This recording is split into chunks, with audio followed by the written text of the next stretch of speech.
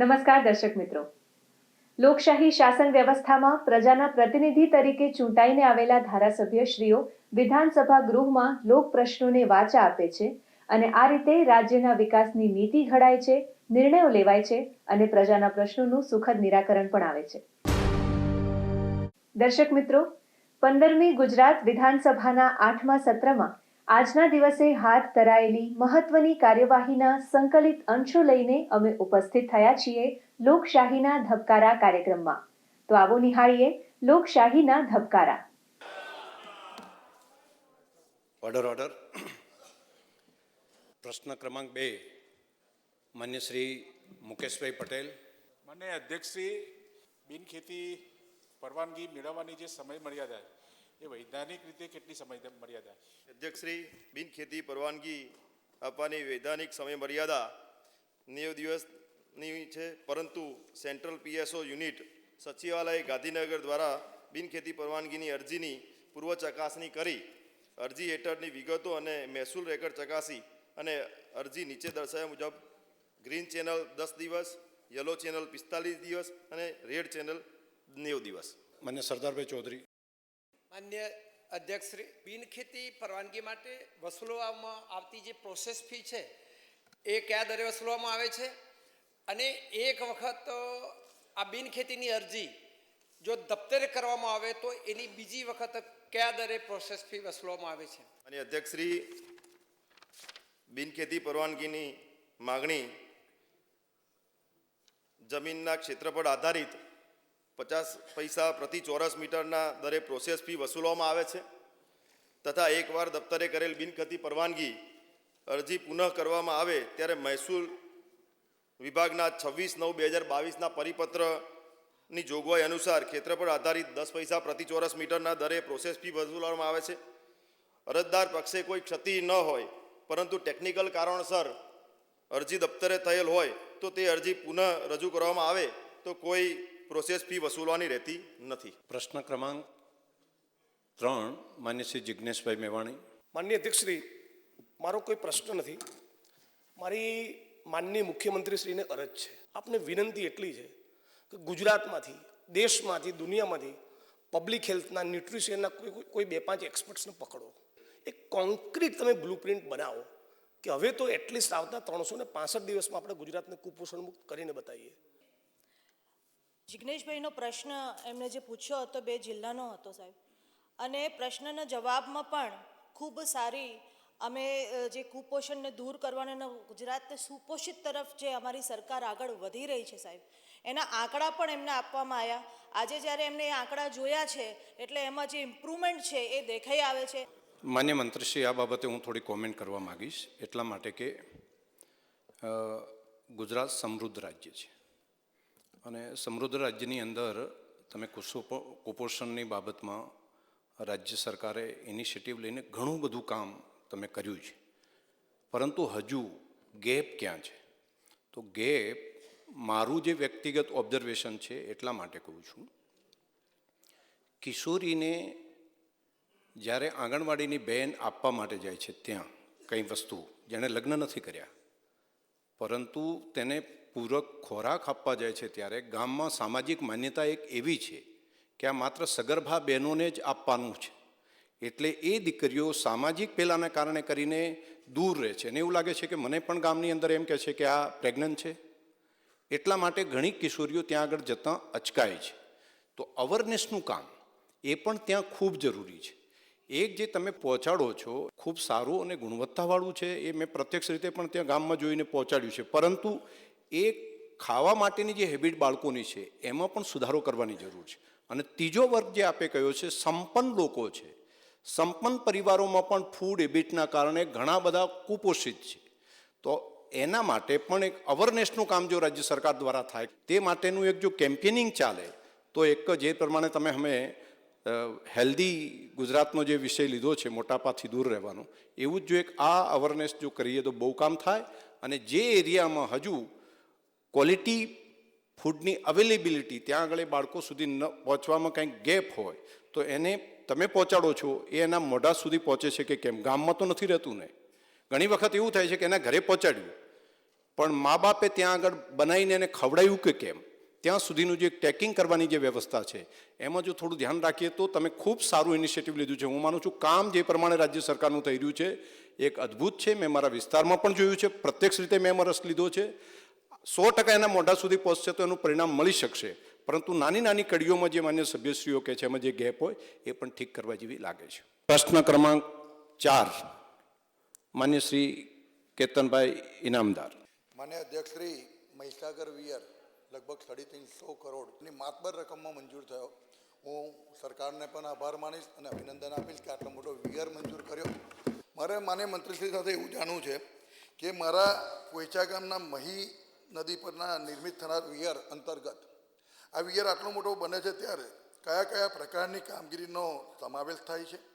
માન્ય અધ્યક્ષશ્રી, આ વડોદરા જિલ્લાના સાવલી તાલુકાના પોઈચા ગામે આ મહિનરી ઉપર નિર્માણ થનાર વિયર અંતર્ગત 5.39 લાખ ઘનમીટર સિમેન્ટ કોન્ક્રીટની કામગીરી ખોદાણકામ, વિયરના ઉપરવાસમાં 125 મીટર અને હેઠવાસમાં 225 મીટર ટ્રેનિંગ વોલની કામગીરી તેમજ 2.5 કિલોમીટરના એપ્રિલ રોડ વગેરે પ્રકારના કામગીરીનો સમાવેશ કરેલ છે.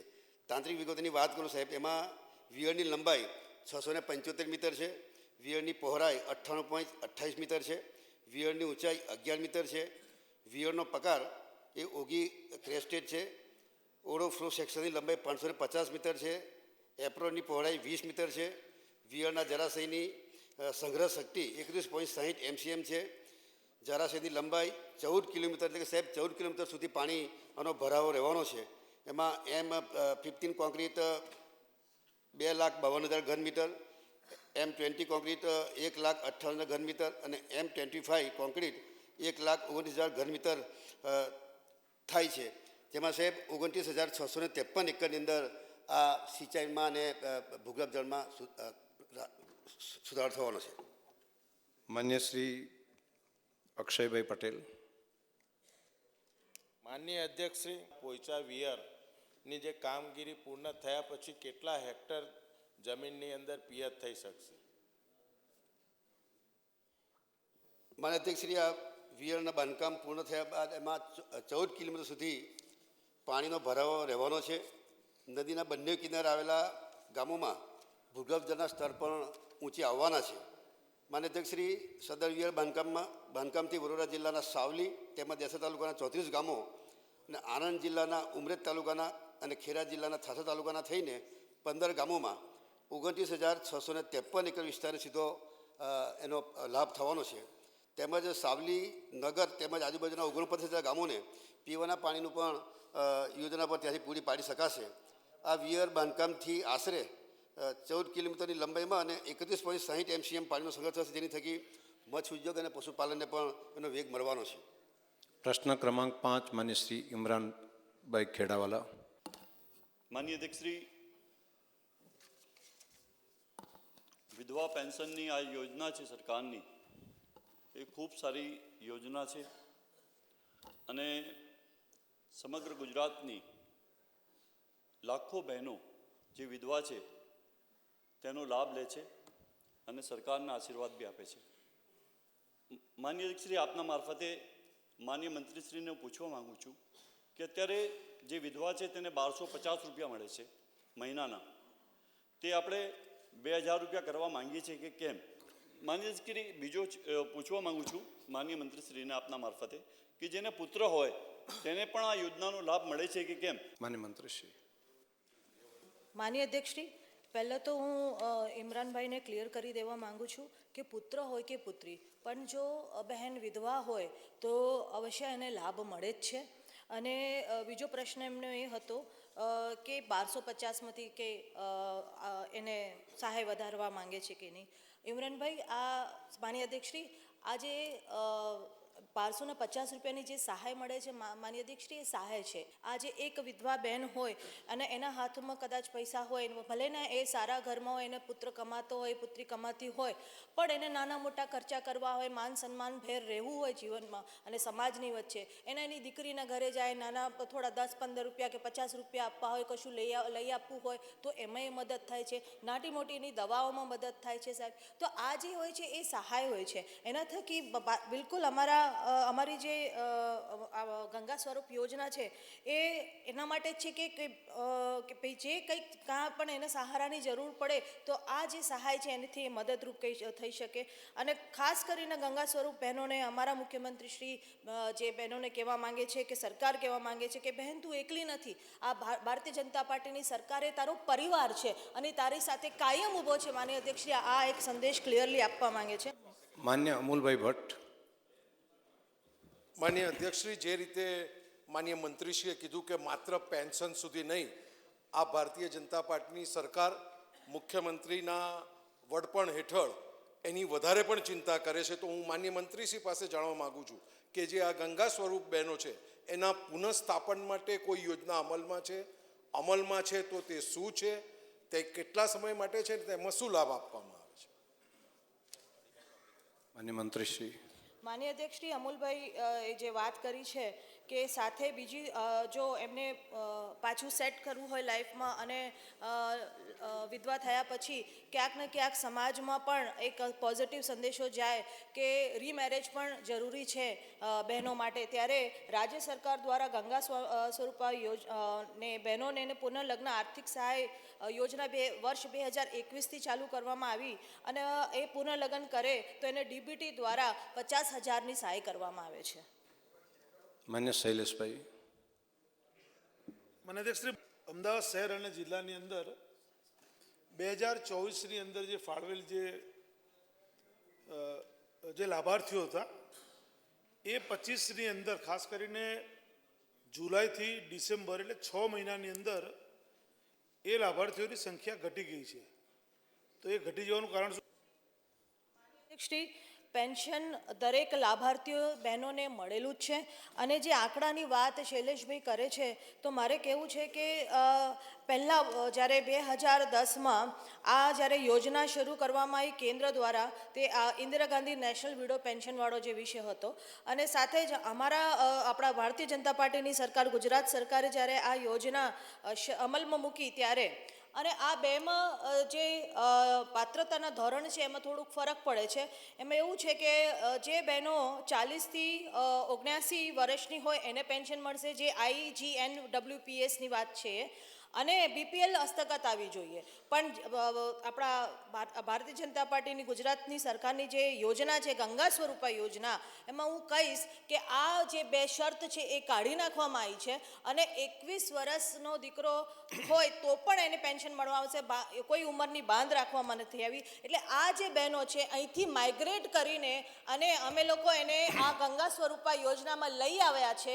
એટલે ક્યાંક ને ક્યાંક આ તફાવત જોવાનો મળે છે. 2024માં અમુક બહેનો હતી કે જેને અમે શિફ્ટ કરીને આ ગંગા સ્વરૂપા યોજનામાં લઈ આવ્યા છે. સાહેબ, એનો આંકડો પણ આપને કહું તો જે વાત એમણે કરી 2024-25માં જે બેનિફિશરી જાન્યુઆરી 2025માં હતા, માન્ય અધ્યક્ષશ્રી, એ 1,01,07 હતા અને એની અંદર ડિફરન્સ આવ્યો 712. એ અમે લઈ લીધા છે ગંગા સ્વરૂપ યોજનામાં. એટલે આમાં સાહેબ 2 પેરેલલ યોજના ચાલતી હોય તો અમુક બહેન જો પહેલાંથી નોંધણી ઇન્દિરા ગાંધી પેન્શનમાં કરેલી હોય એ બધી જ બહેનોને અમે હવે ધીમે ધીમે આ બાજુ શિફ્ટ કરી રહ્યા છે ગંગા સ્વરૂપા યોજનામાં. એટલે ઓછી નથી થઈ બહેનોને, અમે શિફ્ટ કર્યા છે અને એટલા માટે એમને ક્યાંક ને ક્યાંક લાગતું હશે કે ઓછી થઈ છે. ટેબલ અમે જે પ્રસ્તુત કર્યું છે પત્રક 1 અને પત્રક 2માં, સાહેબ, એ અમે શિફ્ટ કર્યા છે એટલે એમને એ આંકડો ઓછો લાગે છે. પ્રશ્ન ક્રમાંક 6, માન્ય ડૉક્ટર CJ ચાવડા. માન્ય અધ્યક્ષશ્રી, ગુજરાત જમીન મહેસૂલ નિયમોના 1972ના જે વહીવટી હુકમ 3 થાય છે એમાં સરકારના જુદા જુદા વિભાગોને જમીન ફાળવવાની થતી હોય છે. મહેસાણા જિલ્લામાં માન્ય અધ્યક્ષશ્રી છેલ્લા 2 વર્ષમાં 2,60,000 ચોરસ મીટર જમીન જાહેર હેતુ માટે ફાળવી છે. એ માટે આ સરકારને અભિનંદન આપું છું કે ખૂબ જલ્દી કામ કર્યું છે. પરંતુ માન્ય અધ્યક્ષશ્રી, હવે સરકારી વિભાગોને જાહેર સેવા હેતુ માટે જમીન ફાળવણી થતી હોય તો જે અધિકારીઓને સત્તા આપી છે, કલેક્ટરશ્રી અને રાજ્ય સરકાર, તો હવે કિંમતની દૃષ્ટિએ અને ક્ષેત્રફળની દૃષ્ટિએ કલેક્ટરની સત્તા વધારવા માગો છો કે કેમ? માન્ય અધ્યક્ષશ્રી, સરકારના વિભાગના પ્રજાહિત પ્રોજેક્ટ માટે સંબંધિત વિભાગોને જરૂરી જમીન ફાળવવા માટે કલેક્ટરશ્રીને વહીવટી હુકમ 3 હેઠળ 1 હેક્ટર 10,000 ચોરસ મીટરની મર્યાદામાં જમીન તબદીલી કરી શકે છે. 1 હેક્ટરથી વધુ જમીન તબદીલી કરવા માટે સરકારશ્રીની પૂર્વ મંજૂરી મેળવવાની રહે છે. માન્ય અધ્યક્ષશ્રી, ગોચર જમીનની ફાળવણી માટે મહેસૂલ વિભાગના 26/9/2022ના પરિપત્ર મુજબ સરકારશ્રીની પૂર્વ મંજૂરી મેળવવાની રહે છે. માન્ય અધ્યક્ષશ્રી, ગોચર જમીનની ફાળવણીના કિસ્સામાં મહેસૂલ વિભાગની ગોચર નીતિ મુજબ તેટલી જ સરકારી પડતરની જમીન ગોચર સદરે નિમ કરવાની રહે છે. માન્ય કિરીટભાઈ પટેલ, ઊંઝા. માન્ય અધ્યક્ષશ્રી, સરકારી વિભાગોને ફાળવવામાં આવતી જમીન જાહેરાતો માટે ફાળવવામાં આવે છે અને એ જમીનના ઉતારામાં કયા હકમાં દાખલ કરવામાં આવે છે? અને અધ્યક્ષશ્રી, ગુજરાત જમીન મહેસૂલ નિયમ 1972ના વહીવટી હુકમ 3 હેઠળ સરકારના વિભાગોને જાહેર હેતુ માટે ફાળવેલ જમીનમાં અરજદાર સંસ્થાનું નામ બીજા હકમાં રાખવામાં આવે છે, જ્યારે રેવન્યુ રેકર્ડના પ્રથમ હકમાં માલિક તરીકેનું સરકારનું નામ રહે છે.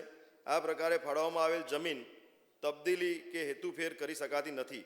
જમીનની તબદીલી અથવા હેતુફેરનો પ્રસંગે આ જમીન મહેસૂલ વિભાગને પરત કરવાની રહે છે. માન્ય રાજેન્દ્રભાઈ ચાવડા. 31/12/25ની સ્થિતિએ છેલ્લા 2 વર્ષની અંદર મહેસાણા જિલ્લામાં ગુજરાત જમીન મહેસૂલ નિયમો 1972 વહીવટી હુકમ 3 હેઠળ સરકારના વિભાગોને જે જમીન ફાળવવામાં આવે છે તેમાં જે નામંજૂર કરેલ દરખાસ્તોના કારણો શું હોઈ શકે? માન્ય અધ્યક્ષશ્રી, માન્ય મૃદુ અને મક્કમ એવા ભૂપેન્દ્રભાઈ પટેલ સાહેબની સરકારમાં લોક ઉપયોગી કાર્યો માટે જમીનની ફાળવણી કરવામાં હંમેશા હકારાત્મક અભિગમની કામ કરી રહી છે. તેમ છતાં કેટલાક કારણોસર કેટલીક અરજીઓ નામંજૂર કરવી પડતી હોય છે, જેમ કે અન્ય સર્વે નંબરમાં માગણી કરેલ હોય, તળાવ સદરની જગ્યા હોય, land of to be transfer હેઠળ ઇલાયદી દરખાસ્ત કરવાની થતી હોય, સવાલવાળી જમીનમાં અન્ય વિભાગ દ્વારા માગણી કરેલ હોય, ઓનલાઈન માગણી મુજબ સ્થળ ક્ષેત્રફળ ઉપલબ્ધ ન હોય, માગણીવાળી જગ્યા તથા સ્થળ તિથિ દર્શાવેલ જગ્યામાં વિસંગતતા હોય, ગ્રામ પંચાયતને કરેલ ઠરાવવાળી જગ્યા અને માગણીવાળી જગ્યા અલગ અલગ હોય છે, માગણીવાળી જમીન ખાનગી સદરની હોય, માગણીવાળી જમીન અગાઉ ફાળવેલ હોય, માગણીવાળી જમીન રસ્તા માર્ગની હોય, આજુબાજુના ખેડૂતોને ખેતરમાં જવા માટે અને કોઈ વૈકલ્પિક રસ્તો ન હોય, માગણીવાળી જમીન દબાણ થયેલ હોય, અપલોડ કરેલ કાગળો માગણી અરજી સાથે સુસંગતતા ન હોય. આમ માન્ય અધ્યક્ષશ્રી, આવા કારણોસર અરજીઓને નામંજૂર થતી હોય છે. કલેક્ટર કચેરી દ્વારા સંબંધિત માગણીવાળા વિભાગને પણ આ બાબતને જાણ કરવાની આવતી હોય છે. પ્રશ્ન ક્રમાંક 9, માન્ય શ્રી બાબુભાઈ પટેલ. માન્ય અધ્યક્ષશ્રી, અમદાવાદ જિલ્લામાં 31/12/2025ની સ્થિતિએ છેલ્લા 2 વર્ષમાં મંજૂર કરેલ અરજીઓ પૈકી તાલુકા દીઠ કેટલી અરજીઓ છે? માન્ય અધ્યક્ષશ્રી, અમદાવાદ જિલ્લામાં 31/12/2025ની સ્થિતિએ મંજૂર કરેલ દરખાસ્તો પૈકી તાલુકા દીઠ આ મુજબ છે. મંજૂર કરેલ અરજીઓ પૈકી કુલ જમીન 3,11,693 ચોરસ મીટર ફાળવેલ છે.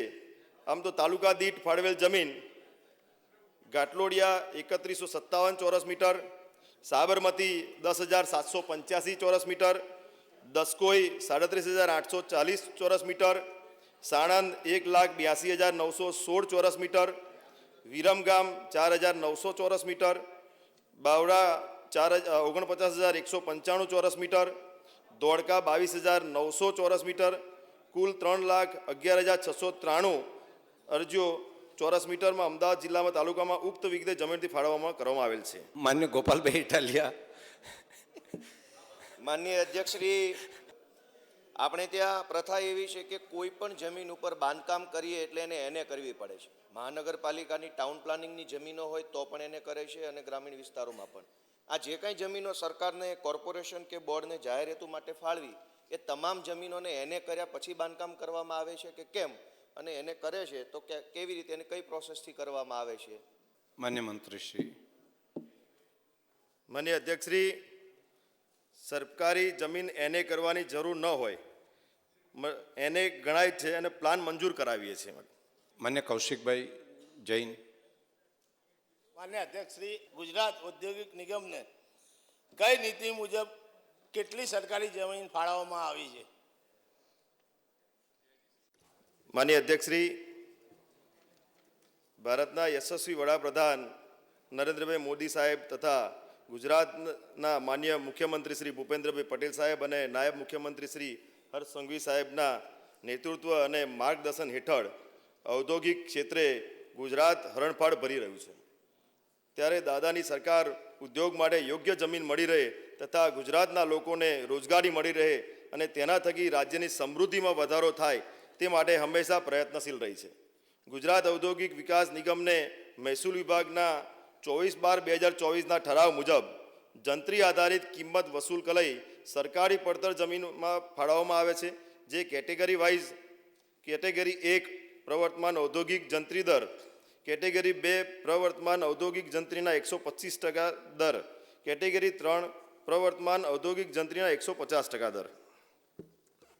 પ્રશ્ન ક્રમાંક 10 માન્ય શ્રી મહેશભાઈ કસવાલા. માનનીય અધ્યક્ષશ્રી, અમારા સાથી સભ્યભાઈ સંજયભાઈ કોરડિયાનો આજે જન્મદિવસ છે. એમને હૃદયપૂર્વકની જન્મદિવસની શુભેચ્છાઓ આપીએ છીએ. માન્ય સંજયભાઈ, પૂરી વિધાનસભા ગૃહ વતી આપને જન્મદિવસની ખૂબ ખૂબ શુભકામનાઓ પાઠવું છું.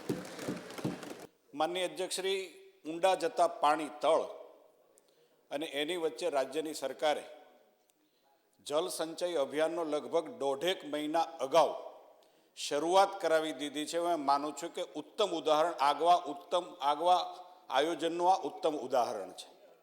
માનનીય અધ્યક્ષશ્રી, જે પ્રકારે જળ સંચયને મંજૂરી આપી છે, માનનીય મુખ્યમંત્રીશ્રી, માનનીય મંત્રી શ્રી ઈશ્વરભાઈ અને તંત્રને ના આ અભિગમને આવકારું છું. માનનીય અધ્યક્ષશ્રી, એમાંથી જ મારો સવાલ છે કે જે પ્રકારે મારો વિસ્તાર છે સાવરકુંડલા વિસ્તાર, એમાં કયા કયા ડેમોની અંદર ડિસિલ્ટિંગનું કામ શરૂ કરવામાં આવ્યું છે, આજે એ કયા તબક્કે છે, ડિસિલ્ટિંગ કામ કરવા માટેનો કેટલો સરકારી ખર્ચ થવાનો છે અને તેમાં ખાસ કરીને કેટલી સંગ્રહ શક્તિમાં વધારો કરવાનો છે. માનનીય મંત્રીશ્રી પાસેથી જાણકારી માગું છું. માન્ય અધ્યક્ષશ્રી, અમરેલી જિલ્લાના સાવરકુંડલા તાલુકાના શેલડે ડુમલ અને સુરજવાડી ડેમમાં ડિસિલ્ટિંગનું કામગીરીનું આયોજન કરવામાં આવેલ છે. માન્ય અધ્યક્ષશ્રી, મને કહેતા આનંદ થાય છે કે આ કામગીરી માટેના ટેન્ડરની જાહેર નિવિદા ગઈકાલે જ 13/3/26ના રોજ બહાર પાડવામાં આવેલ છે. જેમાં સાહેબ શેલડે ડુમલ જે ડેમ છે એમાં અંદાજિત ખર્ચ 236.71 લાખ અને સંગ્રહ શક્તિની વાત કરું તો સાહેબ 3,40,000 ઘન મીટર. એ જ રીતે સુરજવડી જે ડેમ છે એમાં 224.67 લાખ અંદાજિત ખર્ચ, સંગ્રહ શક્તિની વાત કરું ત્યારે 3,40,000 ઘન મીટર થવા જાય છે.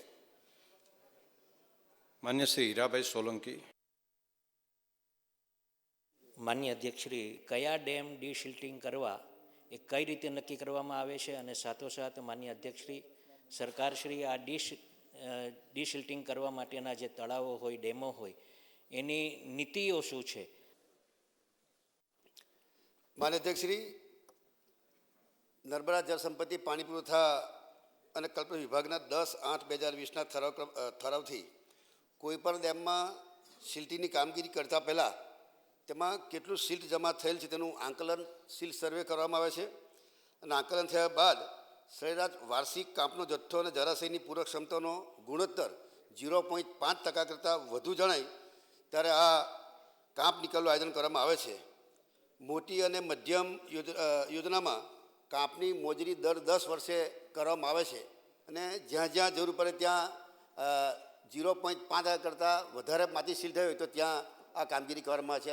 માન્ય જનકભાઈ તળાવિયા.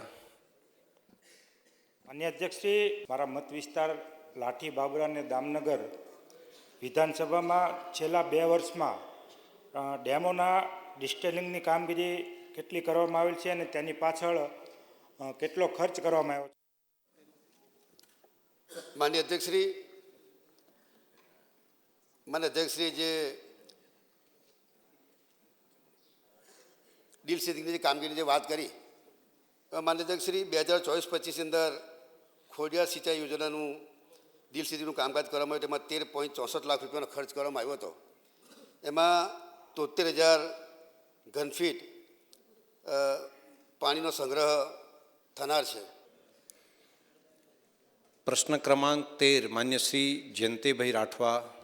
માન્ય અધ્યક્ષશ્રી, છોટાઉદેપુર જિલ્લામાં પાણી પુરવઠા અને ગટર વ્યવસ્થાના કામ માટે જે સરકારી જમીનની ફાળવણી કરવામાં આવે છે, એ સરકારી જમીનની ફાળવણી માટે વર્ષવાર તાલુકાવાર કેટલી અરજીઓ મળી અને એ જે મળેલ અરજીઓ પૈકી વર્ષવાર અને તાલુકાવાર કેટલી અરજીઓ મંજૂર કરવામાં આવી?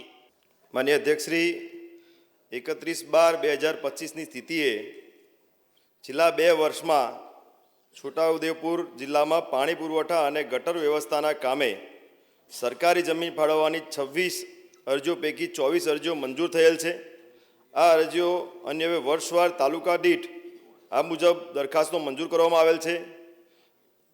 તારીખ 1/1/2024થી 31/12/2024માં છોટાઉદેપુરમાં 2 મળેલ છે, જેતપુર પાવી 2 અરજી મળેલ છે, કવાટમાં 1, બોડેલીમાં 5, સંખેડામાં 31/12/2024થી 4, નસવાડીમાં 6 મળેલ છે અને 31/12/2025માં 3 મળેલ છે, કદવાલમાં 1 મળેલ છે.